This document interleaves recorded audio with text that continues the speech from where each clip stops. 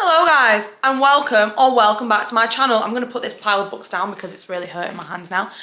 This is my January reading wrap up. I'm so excited. It's been such a good month. I have read I think 13 books. I should have counted, but yeah, I think 13. We've got romance, we've got YA, we've got fantasy, romantasy, dark romance, thriller mystery. We've got everything. We've actually got everything in this little wrap up of mine. So without further ado, let's get into it. I'm gonna just go in no particular order, you know. I'm gonna just start off with whatever's on the pile first, and that is None of This Is True by Lisa Jewell. Now, in this book, we've basically got two women that are turning, I don't know, they're turning 50 or whatever, turning 45, something, I don't know, but they're turning a certain age, and they are kind of like sat near each other in a pub and realise that they share the same birthday, and then one of them gets kind of like obsessed with the other, and the other one has a podcast, and she's like, oh, why don't you do a podcast episode about me and how I'm your birthday twin and like my life and stuff. So she does agree to doing that podcast, and then like all this weird stuff unravels and like weird stuff starts happening, and you're kind of like, what the hell is going on? So the actual premise of it was really good, but I thought the delivery of it was so slow. Like, it was just so slow. I ended up being like, please, like I was pretty much Googling what happened because I was like, I need to know what happened, and it's going to take me about 10 years to find out. It was just too slow for me, to be honest. So for that reason, I wouldn't actually recommend it, if I'm being honest. I know this is super, super popular, and I did listen to a lot of it on audiobook, which I liked the style of it because it did the podcast like an actual podcast. It was really good. But yeah, it was just too slow for me. Way too slow. Wouldn't really recommend. Sorry. Better Than the Movies by Lynn Painter. This was the actual first book I read of 2025, and it did not disappoint at all. It was just what I needed. It was so fun. It was so cute. It was just literally perfect rom-com. Like, if you're a fan of like watching like rom-com films, I think you should read this book. It is YA, but it just was perfect. Like, it was so funny. It was so cute. It was so predictable. These two, the two main characters are next door neighbours, so they've kind of like grown up together. And Liz, is it Liz? Yeah, it is. Yeah, Liz. She's got a crush on some guy in school, and her next door neighbour is like helping her kind of win this guy over. So you can see where I'm going with that. But yeah, it's just so cute, so good. I absolutely, honestly loved it. I had such a fun time reading it, and I don't usually like YA, so you know, says a lot. God of Pain by Rena Kent. This is the second book in the Legacy of God series. This is dark romance, and like, please let me warn you, it is dark. It's unhinged, really, really unhinged. I liked the first book, which is God of Malice, and this book at first I was like, oh, it did get a lot better, but still didn't love it. Didn't love it. I found this one really cringe, like it was just making me cringe like a lot. So that was that. But I definitely will continue with the series. I'm going to read the third book. But yeah, this one just wasn't really my favourite. It wasn't bad, but it just wasn't great either. It was just kind of like I don't really know, just like meh. Alone with You in the Ether by Olivia Blake. This is one of the best books I read this month, and just, wow, just an incredible book anyway. The writing was sensational. I don't know if you really can see, but I did annotate like quite a lot of it. The writing was just absolutely gorgeous, sensational, stunning, loved it.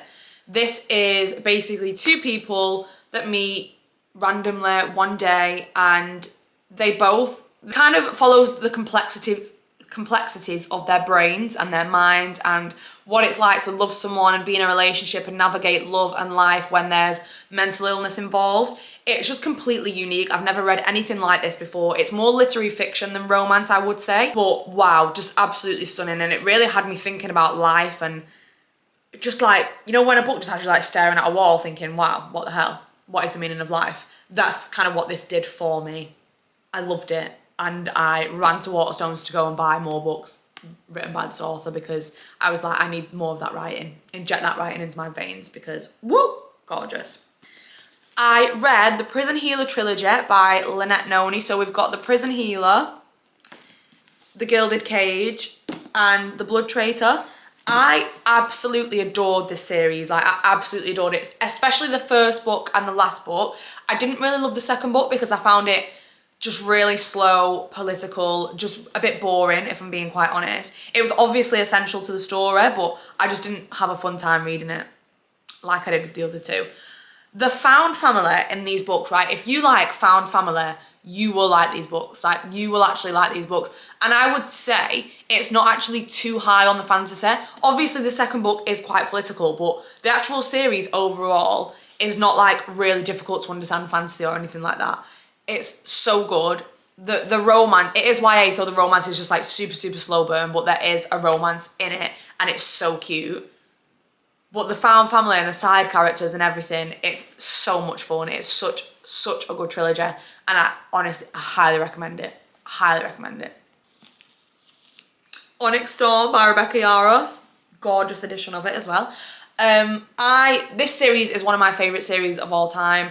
Zayden Ryerson is like my favourite book boyfriend of all time, so I have not got a bad word to say about this series or about this book.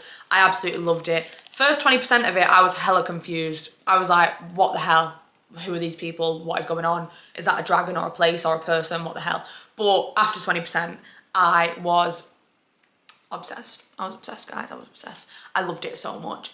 And I highly recommend, if you haven't read this series, you've got to read it. You've got to read it. If you don't read fantasy and you want to get into fantasy, I think Fourth Wing is a great place to start because it's just easy. It's just heavier on the romance.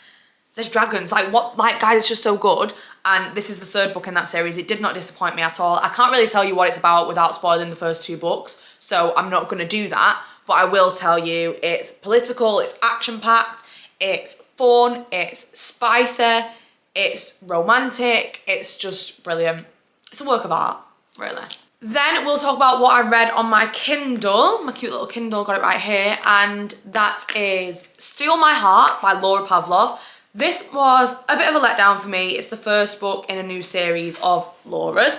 And yeah, I just found it boring. I didn't really buy into the characters and the relationship as much as I usually do. It's a boss-employee, small-town romance. Yeah, I just wasn't really that interested, if I'm being honest, and I wouldn't really recommend it. Then we've got The Path to Loving Him by Megan Quinn. Didn't really like this either, which is a shock because Megan Quinn is one of my favourite authors. I think she does rom-com so perfectly. But this one started out so spicy from the get-go. And for me, I'm not interested then. I've got nothing to look forward to then, have I? No slow burn, no tension, no build-up. Then I'm not interested. And that's that. All the Missing Pieces by Catherine Cowles. I absolutely love this and I highly recommend this. It is a small-town romantic suspense.